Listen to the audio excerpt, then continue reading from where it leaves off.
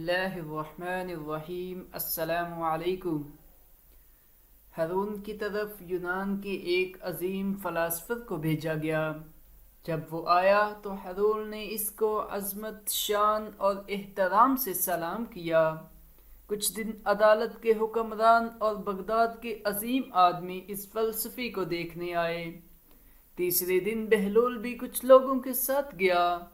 باضابطہ اور چھوٹی موٹی گفتگو کے درمیان بہلول نے اچانک اس سے پوچھا، تم کس طرح کا کام کرتے ہو؟ بابا بہلول کے پاگل پن سے واقف تھا، لہٰذا وہ اسے ایک بیوقوف کی طرح بنانا چاہتا تھا۔ اس نے جواب دیا، میں ایک فلاسفر ہوں اور میں مردہ لوگوں کو بیدار کرتا ہوں، یعنی کہ لوگوں کے مردہ ذہنوں کو بیدار کرتا ہوں۔ بہلول نے جواب دیا، زندہ رہنے والے ذہنوں کو مت ماریں، لوگوں کو غلط خیالات دے کر۔